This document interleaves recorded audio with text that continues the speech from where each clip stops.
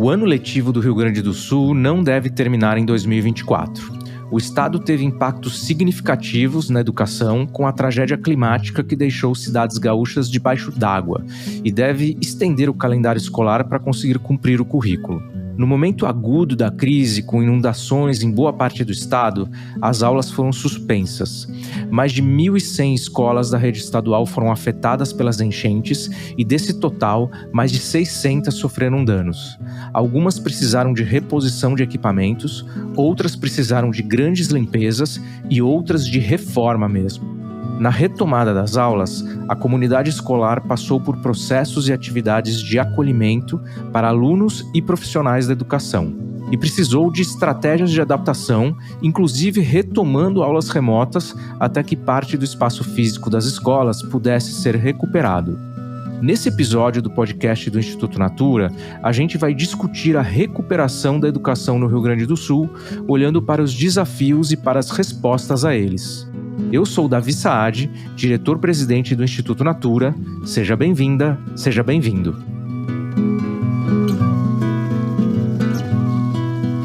O podcast do Instituto Natura é quinzenal e chega aos principais tocadores de áudio às quintas-feiras, sempre com conversas sobre e para a educação.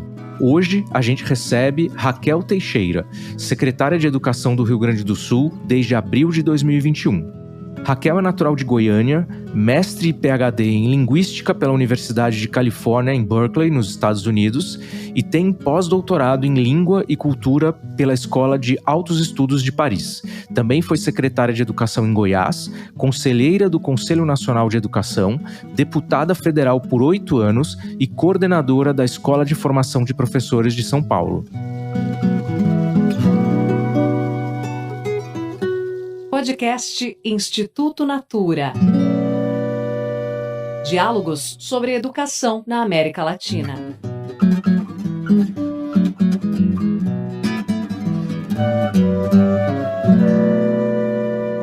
Olá, secretária, muito obrigado pela sua presença aqui nesse bate-papo sobre educação e sobre o Rio Grande do Sul. Seja bem-vinda. Obrigada, Davi, é uma alegria estar aqui. Eu confesso que eu gostaria de estar aqui por outro motivo, mas é sempre educativo, pedagógico e é necessário, Davi, discutir esse tema. É obrigatório, na verdade. Bom, secretária, nós falávamos um pouquinho antes de começar essa conversa. Eu queria reiterar que eu já tinha uma profunda admiração pela sua trajetória, pelo seu trabalho na educação, mas vendo os desafios que você enfrentou no Rio Grande do Sul, fica aqui meu agradecimento como brasileiro e minha admiração pelo seu trabalho.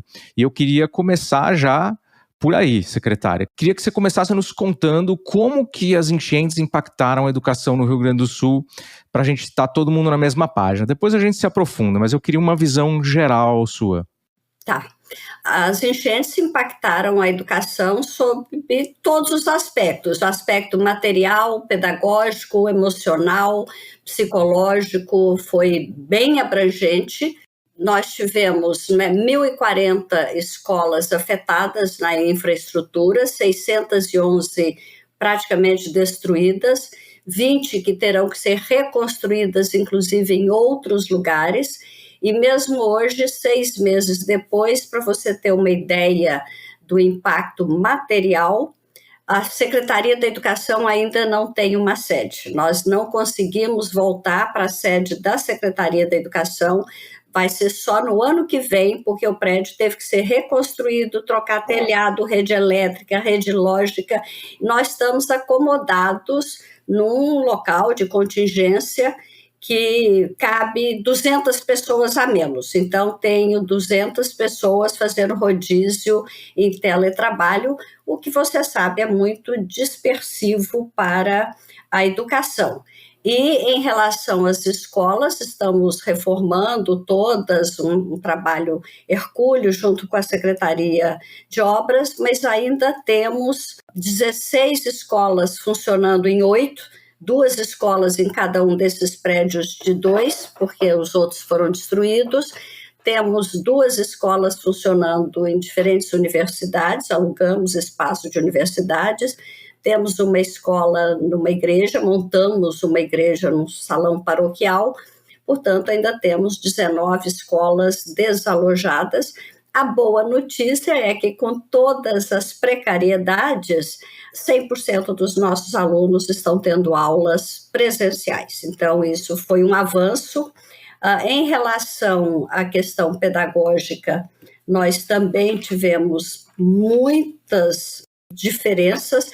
Talvez a grande lição que a gente tenha, né, dessa catástrofe toda, a primeira grande lição, é que ela acontece de forma diferente em cada um dos lugares. Então, nós tivemos diferentes problemas, diferentes desafios que requereram diferentes soluções. Então, nós temos 5 tipos de escolas afetadas na infraestrutura, cruzando o impacto na infraestrutura com o impacto na comunidade escolar. O que quer dizer comunidade escolar?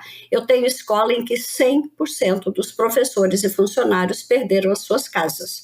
Então, a gente tem uma tipologia de 1 a 5, cruzando esses dados. Temos uma tipologia pedagógica também, com 7 blocos, aquelas que perderam até 10 dias de aula, aquelas que perderam até 20, nós tivemos escolas com mais de 55 dias, quase 60 dias de aulas perdidas, o que requer, como eu disse, recomposições de aprendizagens diferentes, a forma de abordar o currículo diferente, e 50 escolas terão que fazer uso do contínuo curricular, ou seja, não terminaremos o ano acadêmico de 2024 agora, começaremos 2025 de onde paramos, e o ano escolar será 24-25. Sob o aspecto emocional também, a gente pode e deve, eu acho, conversar detalhadamente sobre cada um desses aspectos que eu estou mencionando, mas aumentou o número de suicídio, ansiedade. Fizemos uma pesquisa recente em que 53% dos alunos falaram de impacto grande no equilíbrio emocional deles, de ansiedade. O número de ocorrências de violência dentro da escola aumentou. Então, como eu disse, o impacto foi amplo, geral e restrito. E só mais uma informação desse quadro geral: o Rio Grande do Sul tem 30 coordenadorias regionais, 29 foram afetadas. Então, diferente de outras crises climáticas que já tínhamos tido, porque, na verdade, a gente teve um ciclone extratropical em junho de 2023, que fez um estrago grande. Depois tivemos as enchentes do Vale do Taquari em setembro. Mas, se você olhar, eu fiz um estudo histórico desde a grande enchente de 1941 aqui em Porto Alegre. Aconteceram eventos ao longo do tempo. Mas o que assusta, o que surpreende agora, é que eles são mais frequentes e mais intensos. Entre junho de 2023 e maio de 2024, menos de um ano, portanto, foram 8 eventos climáticos muito pesados, muito traumáticos. Se por um lado a gente tem esse lado trágico, né, do que aconteceu, por um outro lado, eu vejo essa capacidade de resposta do Rio Grande do Sul, né? E agora, mesmo com tudo que você falou, as coisas estão um pouco mais estáveis. Mas eu queria voltar para aquele momento onde as coisas estavam realmente ainda acontecendo e te fazer a seguinte pergunta, porque na época, na minha visão, vocês conseguiram retomar as aulas num prazo mais curto do que até era a minha expectativa, né? Claro que deveria ser 0 aulas perdidas, né? Mas, dada a tragédia, foi até num prazo mais curto do que eu imaginava que seria. O que eu queria saber é, naquele momento, como é que você, as equipes da secretaria, conseguiram identificar, assim, no meio de tudo que estava acontecendo, quais eram as prioridades para a retomada das aulas? Olha, foi um começo bem desafiador. O coronel-chefe da Defesa Civil me avisou no dia 29 de abril que teríamos uma catástrofe pela frente. Ele não sabia dimensionar o tamanho. Preventivamente, eu tomei a decisão de emendar o feriado de 1º de maio e suspendi as aulas nos dias 2, 3, 4 era sábado e marquei uma reunião no dia 5 com todos os 30 coordenadores regionais para a gente fazer uma avaliação do que tinha acontecido nesses dias mais intensos do início do evento, não é? E naquele dia nós já vimos a destruição. Agora, era muito difícil fazer a apuração do que tinha acontecido, porque nós estávamos sem internet, cada um falando do seu celular, usando dados celulares, e sem sistema. O sistema de dados do Rio Grande do Sul, a Procergs, desligou tudo antecipadamente para evitar perder tudo que tinha. Nós ficamos 23 dias sem sistema. Então, naquela reunião de domingo com os coordenadores regionais, nós já tomamos a decisão de ter um ponto focal por regional e internamente eles tinham mais de um ponto focal por cidade e todos os dias a gente tinha informação quase que na hora do que é ocorrido, mas de forma analógica, Davi. A pessoa ia no endereço da escola, fotografava e tentava achar um ponto de internet onde pudesse ir passando para a SEDUC os dados que ia coletando. Então, nós começamos assim, usamos uma planilha da Google, que era o que a gente tinha, era a única ferramenta que nós tínhamos, depois construímos um Dash e acabamos construindo um BI bastante robusto, que dava informações todos os dias, 2 vezes por dia, às 9 da manhã e às 18, construindo aquele quadro e já orientando. Nós tínhamos consciência de que a transparência e a comunicação teriam papéis essenciais nesse momento. Então, a comunicação foi muito intensa. Nós já começamos, assim que conseguimos fazer uma live, né? Entramos com um sistema de lives pelo menos 2 dias por semana, mas até mais vezes, nesse primeiro momento de orientações emocionais e pedagógicas para o retorno das aulas, orientando todos os diretores a como fazer o acolhimento, como garantir uma escola segura e acolhedora para receber esses alunos. E nesse momento nós tivemos o apoio olha, o Brasil inteiro ajudou, Davi. O pessoal da pedagogia da emergência praticamente mudou para cá. A Vozes da Educação nos cedeu uma psicóloga, a Carol, que fez um acompanhamento através de lives com todas as escolas. A Justiça Restaurativa entrou para valer, fazendo círculos de construção de paz, círculos, rodas de conversa nas escolas, inclusive capitaneado por um desembargador, que é o responsável pela Justiça Restaurativa. Tivemos o apoio da Mente Viva, que é um aplicativo de meditação, até meditação a gente tem nas escolas hoje. Então, foi um momento de intensa movimentação, muito no sentido de acolhimento mesmo, né? Mandamos recursos imediatamente para as escolas reporem os estoques de merenda, foram 30 milhões de cara, porque 89 escolas haviam virado abrigo e eu autorizei usar a comida. Outras escolas não viraram abrigo, mas não tinha energia elétrica. Imediatamente eu mandei doar toda a alimentação para não perder. Eles distribuíram entre os alunos e as famílias. Uma única escola em que a gente não conseguiu doar o alimento antes, foram 3 dias de exército pesado fazendo a limpeza para conseguir tirar o cheiro de carne podre de dentro dessa escola. Então, esses primeiros dias foram assim, mas junto com a orientação psicológica, a gente ia passando também a orientação pedagógica. A equipe pedagógica trabalhando intensamente, cada um de sua casa. Alguns tiveram que mudar de cidade, porque a casa tinha sido destruída. Mas conseguimos ir passando orientações, recomposição. Enfim, foi uma luta intensa, mas realmente comparando com o que aconteceu no Katrina, até em São Sebastião, aí no litoral, a gente leu sobre Amazonas, a gente retornou muito rápido. Eu acho que o trabalho de equipe foi muito eficiente.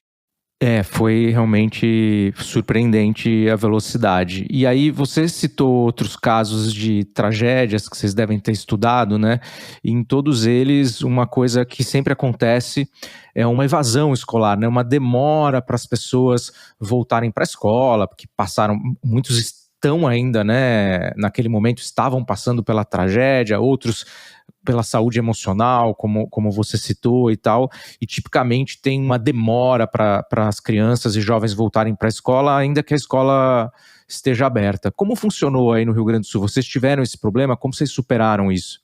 Muito. Tivemos esse problema, foi talvez um dos maiores, eu não sei dizer qual foi o maior desafio, mas é que qualquer mecanismo de busca ativa que a gente conhecia não funcionava mais, porque a busca ativa se baseia no telefone, no endereço, né, do pai, do aluno, isso não existia mais.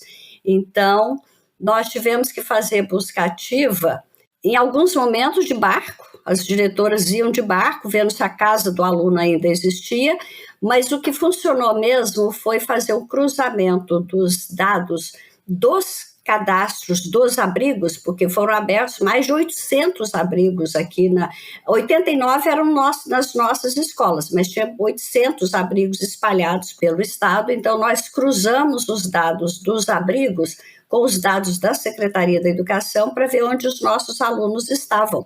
E descobrimos muito, só em Porto Alegre foram 5.000 alunos que a gente descobriu, cada um num abrigo diferente, em locais longe da escola, longe da casa deles. Então, aí tivemos que usar antenas de Starlink para montar nos abrigos para chegar a algum tipo de aula remota. Nós tínhamos 100 antenas de Starlink à disposição, que foram distribuídas, né, nos locais mais necessários, mas ainda hoje eu estou preocupada com essa evasão. E nós tivemos também, Davi, uma migração grande, não é? Pessoas de áreas afetadas que mudaram de cidade ou mudaram de estado. Por exemplo, entre maio e julho, o movimento de transferência foi 9.000 alunos fazendo transferência, a mais do que a média dos anos anteriores. Uau. Então, claramente, esses 9.000 migraram, eles foram para regiões do litoral, ou regiões que não tinham tido tanto estrago. Tem escola que foi completamente destruída e que não será reconstruída porque a comunidade não existe mais.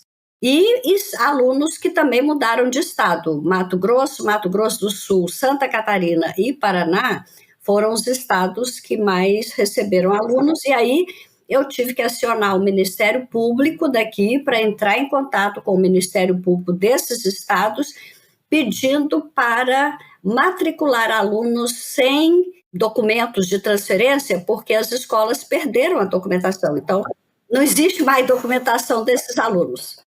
Bom, vendo tudo isso que você comentou, eu acho que com certeza você não devia estar isolada nessa luta do ponto de vista político. Eu sou um grande defensor do papel do governador na educação, mas nessas horas de emergência, se realmente essa não é uma prioridade para o governador, às vezes se dá menos atenção para essa área. Eu queria saber de você, qual foi a diretriz, qual foi a mensagem que o governador deu para a área de educação nesse momento no Rio Grande do Sul?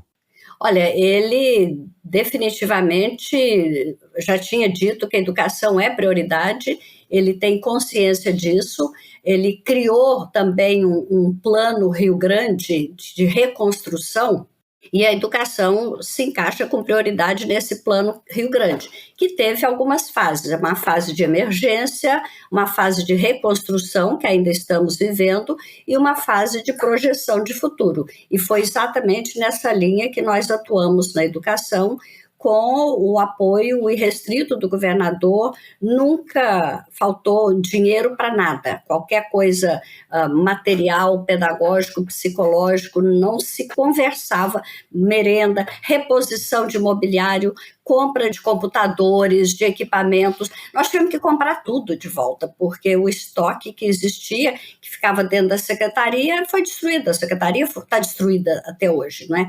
Então, foi muito recurso envolvido para aderir a novas atas de mobiliário, de Chromebooks, né? de equipamentos, material de cozinha, fogão industrial, freezer, tudo. E tivemos também um apoio da sociedade muito grande. Ganhamos material de cozinha, ganhamos até plataforma para apoio psicológico para professores, com atendimento de psicólogos online para 30 mil professores, a gente ganhou de uma plataforma parceira. Então, os parceiros do Brasil todo foram essenciais. O Rio Grande do Sul é um estado que tem uma história, é um estado bonito, é um estado que eu acho que desperta a simpatia das pessoas, e a tragédia realmente foi muito grande, então o Brasil inteiro apoiou. E se não fosse isso, realmente nós não teríamos tido condição de fazer o que fizemos. Muito bem. Bom, secretária, para a gente finalizar essa parte de olhar para trás e eu começar a te fazer algumas perguntas sobre o futuro, eu queria ouvir aqui uma convidada que a gente trouxe, que é a professora Adriana Rosa Bezezinski, que é diretora da Escola Américo Braga, em Eldorado do Sul, que foi bastante atingida pelas enchentes. Ela vai contar para a gente um pouquinho do processo de reconstrução, que, segundo ela, começou já no momento das inundações, com o ânimo que foi preciso de ter para reorganizar a vida pessoal e profissional. E ela relata um pouco também a mobilização geral, que você até comentou um pouco, para a retomada da rotina da escola, com o envolvimento de toda a comunidade escolar, como a gente falava há pouco. A nossa comunidade escolar percebeu a nossa batalha para voltar e também abraçou a nossa causa, a nossa escola. Alguns alunos e suas famílias demoraram mais para recuperar seus lares. Fomos aos poucos estudando caso por caso e com estratégias particulares para cada um, fomos trazendo de volta ou até mesmo orientando aqueles que optaram pela transferência de município e se sentiam muito perdidos naquele momento. Os professores foram incansáveis no resgate e no auxílio individualizado quando necessário. Ouvimos cada aluno, chamamos as famílias, conversamos muitos diálogos e, se necessário, apoio do Conselho Tutelar. Essa rede não para até hoje. Ela reveste a nossa escola de acolhimento para toda a nossa comunidade escolar. Acolhimento é a palavra. Paralelo a tudo isso, tivemos as obras, continuamos em obras, começando lá no berço de tudo que era a sala de aula e hoje já nos setores, no pátio, no entorno, um grande cenário da nossa batalha onde ninguém larga a mão de ninguém. Não tem fórmula. Não teve como não fazer sem resiliência, amor e muita empatia, dentre tantos outros sentimentos. Essa colaboração que você comentava e agora que a professora comentou, realmente enche o nosso coração, né? Acho isso que foi muito importante. Isso continua hoje, secretária, essa participação ativa das comunidades? Continua. As escolas se reinventaram, os diretores foram essenciais, os professores. Em Eldorado do Sul mesmo, de onde é essa diretora, é uma das cidades onde os próprios professores perderam suas casas e tudo que tinham, não é? O gaúcho é apaixonado pelo estado, é apaixonado pelo Rio Grande do Sul. Eu acho que esse amor, e é um povo guerreiro, aguerrido e que enfrenta desafios, então essa força do gaúcho e esse amor ao estado foram talvez as molas propulsoras mais importantes nessa recuperação, de fato rápida, quando a gente compara com o resto do mundo. E falando de colaboração, mas agora pensando numa colaboração mais institucional, né? O Estado tem a rede estadual de educação e os municípios têm as redes municipais de educação, né? Mas o Rio Grande do Sul, você lançou há pouco tempo o programa Alfabetizatê, com o objetivo de alfabetizar todas as crianças gaúchas na idade certa, mas que é um programa baseado no conceito do regime de colaboração entre o Estado e os municípios. Do ponto de vista institucional, essa experiência de colaboração que já estava em andamento foi um ativo nesse momento da reconstrução? Os estados e municípios já estavam um pouco mais afinados para lidar com o que precisava ser resolvido? Foi absolutamente essencial, Davi. Imediatamente eu abri um grupo de WhatsApp com a presidente da Undime estadual, Tribunal de Contas, Ministério Público, e a gente conversava todos os dias. Uma das primeiras iniciativas que nós fizemos foi transferir para todos os municípios que quiseram, claro, o nosso BI, porque os municípios tinham dificuldade na coleta de dados. Então, nós fizemos lives e reuniões com a equipe técnica da Secretaria Estadual, ensinando aos secretários municipais, né, transferindo para eles esse BI para a coleta de dados, porque a coleta de dados era essencial para eles, até para pedir apoio para o MEC e pedir recursos, né? Então, trabalhamos desde o início com esse BI e continuamos. É claro que houve um momento aí de interrupção, por conta das eleições municipais. A gente viveu um momento de eleição em que secretários, prefeitos estavam envolvidos na eleição, mas nós estamos, inclusive, preparando, com o apoio de vários parceiros e liderados aí pelo Movimento Brasil Competitivo e pela Macroplan, com apoio de várias, né, instituições, trabalhando na construção de dados dos 497 municípios. Vamos fazer uma espécie de cartilha para os novos prefeitos já em janeiro, uma grande reunião com os 497 novos prefeitos e secretários municipais, explicando o que é o regime de colaboração, o que é o Alfabetiza-T, o que é essa avaliação que o Estado banca para os municípios e entregando para os novos prefeitos os dados educacionais do seu município. Então, é claro que foi a parceria lá atrás que criou essa ligação, essa união, né? Que bom. Secretária, você já falou um pouquinho agora sobre o futuro, mas eu quero me aprofundar um pouco. Eu queria entender assim, dada a situação atual, qual ou quais são os seus principais desafios para a educação, sejam oriundos dessa tragédia ou desafios que já existiam, e como que vocês estão se preparando para enfrentar esses desafios? Olha, ter sofrido o que nós sofremos e não sair mais forte e melhor, não teria sentido. Então, dentro daquelas 3 etapas que eu mencionei, a etapa emergencial, a etapa de reconstrução e a etapa de futuro, não é? Na etapa emergencial, recapitulando, apoio de acolhimento, tentando escola segura, orientação para as escolas, a reconstrução tanto física quanto da recomposição de aprendizagens com material específico, né, material estruturado específico, em que a gente manda virtualmente para o diretor, manda o recurso e ele imprime lá na ponta para entregar esse material para cada professor, mas a gente está trabalhando intensamente na construção de uma escola resiliente. E o que é uma escola resiliente? É uma escola que é capaz de absorver, se adaptar e retomar a normalidade possível com rapidez. Então, isso envolve alguns aspectos. Envolve o aspecto da infraestrutura. Nós estamos trabalhando com o escritório de arquitetura aqui de Porto Alegre, junto com o de São Paulo, com a Secretaria de Obras, na construção de infraestrutura adequada ao clima do Rio Grande do Sul, porque o clima do Rio Grande do Sul, Davi, ele não tem encontro de placas tectônicas, provavelmente não teremos terremoto, mas ele é um encontro de choques climáticos, isso o Carlos Nobre já tinha alertado, então é uma realidade e o Rio Grande do Sul está mudando o clima, migrando para um tipo de clima como o sul dos Estados Unidos. Então, isso nos direciona também o que temos que fazer nas escolas, né? Estamos alterando o currículo, quando a infraestrutura está sendo trabalhada, a gente já tem algumas medidas tomadas. A questão pedagógica, nós estamos alterando os currículos já para 2025, introduzindo 2 aspectos bem fortes, né? Bem importantes.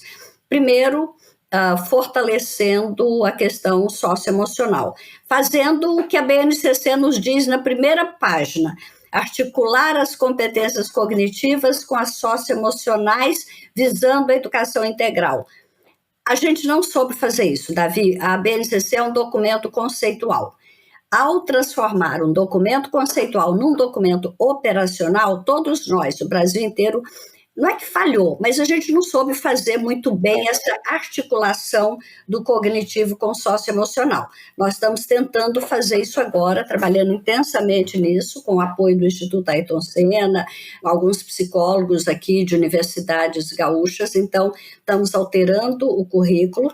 E estamos também alterando o nosso programa de educação ambiental, dando uma amplitude que antes não tinha, porque a gente acabava traduzindo a educação ambiental como coleta seletiva de lixo, horta orgânica. Não, nós estamos introduzindo nos currículos, desde o primeiro ano ao terceiro do médio, informações sobre o que é um deslizamento, o que é uma enchente, o que é uma correnteza, o que é uma inundação, porque essa é a característica aqui do Rio Grande do Sul, e o que cada um desses eventos causa e o que fazer em situações dessas ocorrências. Então, junto com a informação científica nos currículos, adaptado à etapa de escolaridade, nós estamos trabalhando a gestão de um sistema de alarmes e sinais e vamos rotineiramente, quer dizer, semanalmente, treinar nas escolas. Esse sinal é de deslizamento, esse sinal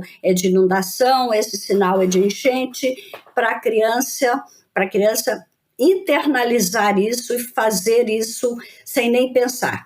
Eu não tenho dúvida de que o aluno de hoje é o agente da resiliência do futuro. Então, é na escola que a gente tem que formar. Além dessa questão climática e socioemocional e o sistema de alarmes, fizemos um estudo conceitual grande, fizemos seminários, nós estamos na fase de formatar as trilhas para a formação dos professores, porque são coisas novas que o professor não sabe necessariamente. Então, estamos formatando as trilhas e partindo para a elaboração de material pedagógico de suporte, esperando em 2025 poder inaugurar tudo isso. É um trabalho... Vai dar certo. Queremos começar 2025 com escolas resilientes e um novo olhar, um novo conceito, sempre garantindo aquela coisa da escola acolhedora, da escola segura, mas também mudando as informações nos currículos, né? Excelente trabalho. Bom, secretária, o tempo passa rápido quando a conversa é boa, então eu tenho só mais uma pergunta. A gente costuma fazer uma pergunta aqui sempre no final do podcast, é sempre a mesma, mas para você eu vou mudar, dado tudo que você me contou. Eu queria saber o seguinte, secretária, uma curiosidade minha mesmo, que é: o que você, Raquel, aprendeu com tudo isso? Nossa, muita coisa. Não imaginava viver isso em meus pensamentos mais malucos, não é? É uma experiência difícil. Eu fiquei sem a secretaria, fiquei sem o carro da secretaria ficou 40 dias ilhado na casa do motorista, onde ele estava. Eu fiquei sem água no prédio em que eu moro. Eu não tive nada, mas só ficar sem água, sem condução. A cidade, no início, com dificuldade de gasolina, de combustível, até para a gente pegar Uber, com dificuldade de água. Eu levantava às 7 horas da manhã para ficar na fila do supermercado para ter direito de comprar um galão de 5 litros de água mineral para poder viver completamente sem água. Mas, então, no nível pessoal, aprendi muito, aprendi a desenvolver uma resiliência grande. E no nível coletivo, aprendemos que a mudança climática veio para ficar, é importante desenvolver resiliência, é importante criar condições de adaptação e de reconstrução rápida. A situação é diversa e você tem que ter agilidade mental para ter respostas diversas para cada uma das situações, o que requer estudo, equilíbrio emocional do próprio gestor da rede, porque eu sei que a posição do líder influencia, não é, todos os outros. Acreditar na capacidade das pessoas, e eu realmente tenho certeza que o Rio Grande do Sul vai sair mais e melhor. Estou bem convencida disso. Foi uma experiência realmente transformadora para mim e eu acho que para todos. Bom, secretária, tenho certeza que o Rio Grande do Sul vai sair melhor, conte com a gente para isso. E eu queria terminar reiterando o que eu falei no início, um profundo agradecimento por tudo que você já fez na sua carreira, em especial por essa experiência bem conduzida aí no Rio Grande do Sul e meu profundo reconhecimento aí a você por tudo isso que você contou. Muito obrigado por compartilhar um pouco com a gente aí esses tempos difíceis. Eu que agradeço, e se eu puder dar um recadinho geral, uma das lições aprendidas, como eu disse, foi que a mudança climática veio para ficar.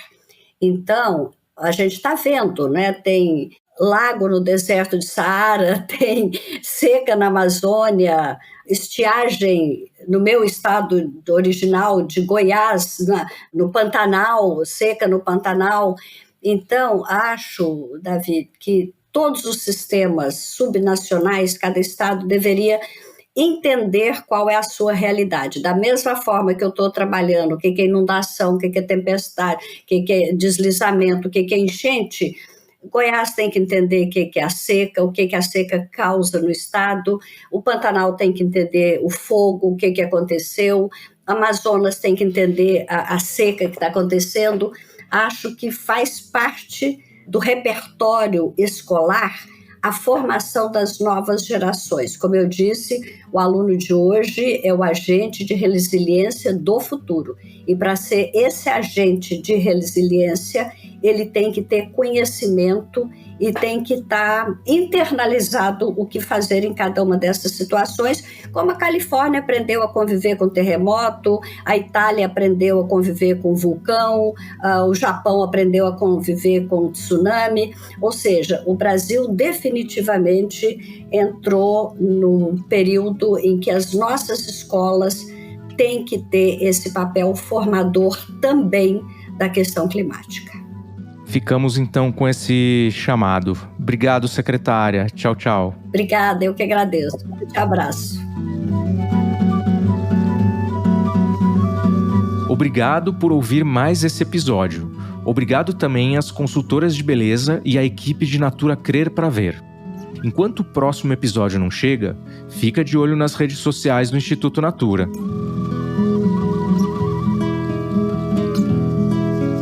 Esse podcast é uma produção do Estúdio Guarda-Chuva para o Instituto Natura.